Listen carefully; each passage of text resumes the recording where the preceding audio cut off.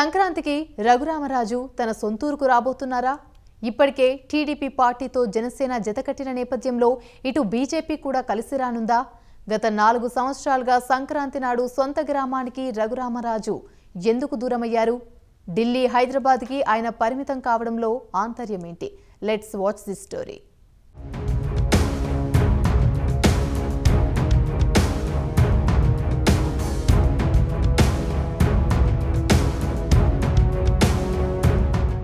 సాధారణంగా సొంత గ్రామంలో రాజకీయ పార్టీల నేతలు సంక్రాంతి వేడుకలు జరుపుకోవడం ఆనవాయితీగా వస్తోంది. అందున గోదావరి జిల్లాల్లో అయితే ఆ సందడే వేరు. తాము ఎక్కడ ఉన్నా సంక్రాంతి ఆ 4 రోజులు స్వగ్రామాల్లో గడపడం ఆనందంగా ఫీలవుతారు. అటువంటిది వైసీపీ ఎంపీ రఘురామకృష్ణంరాజు గత 4 సంవత్సరాలుగా సంక్రాంతి నాడు సొంత గ్రామానికి దూరమయ్యారు. సొంత పార్టీని, సొంత ప్రభుత్వాన్ని, అధినేతను ధిక్కరించడంతో సొంత నియోజకవర్గాన్ని సందర్శించాలంటే సవాలక్ష నిర్బంధాలు ఎదుర్కొన్నారు.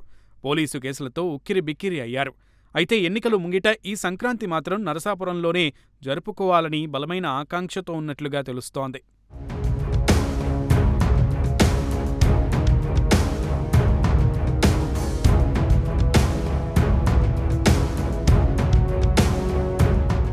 అదేవిధంగా గతంలో చాలాసార్లు నరసాపురం వెళ్లేందుకు రఘురామకృష్ణంరాజు ప్రయత్నించారు. కానీ పోలీసులు ఎన్ని కేసులు పెట్టారో తెలియడం లేదు. రహస్యంగా ఎన్ని ఎఫ్ఐఆర్లు నమోదు చేశారో బయటపెట్టడం లేదు. రాత్రికి రాత్రి అరెస్టు చేసిన సందర్భాలు ఉన్నాయి. ఓసారి పుట్టినరోజు అని కూడా చూడలేదు. హైదరాబాద్ వెళ్లి గుంటూరు తీసుకొచ్చి మరీ 3rd డిగ్రీ ప్రయోగించారు. ఏకంగా రాజద్రోహం కేసు పెట్టి రఘురామకృష్ణంరాజుకు నరకం చూపించారు.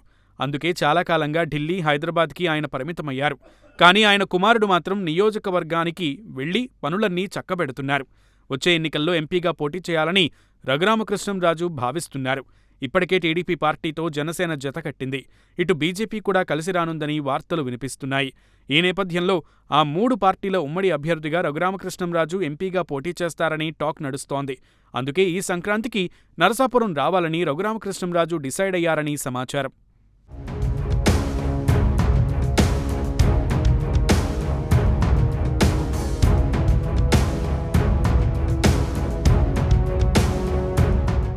ఏదేమైనప్పటికీ ఎన్నికల ముంగిట మరోసారి ఏపీ ప్రభుత్వం ఇబ్బంది పెడితే అది రాజకీయంగా వారికే నష్టం జరుగుతుందని అంచనాకు వచ్చారు. ఎప్పుడూ సంక్రాంతికి సొంత గ్రామంలో ఉండటం రఘురామకృష్ణంరాజుకు ఆనవాయితీగా చేసుకున్నారు.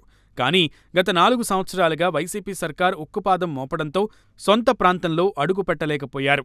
ఇప్పుడు ఎన్నికల ముందు పోలీసులు ఓవరాక్షన్ చేస్తే అది అంతిమంగా రఘురామకే ప్లస్ అవుతుందని విశ్లేషకులు అంటున్నారు. అందుకే ఈసారి ధైర్యంగా నరసాపురంలో అడుగు పెట్టేందుకు రఘురామకృష్ణంరాజు అన్ని ఏర్పాట్లు చేసుకుంటున్నారు. చూడాలి మరి ఏం జరుగుతోందనేది.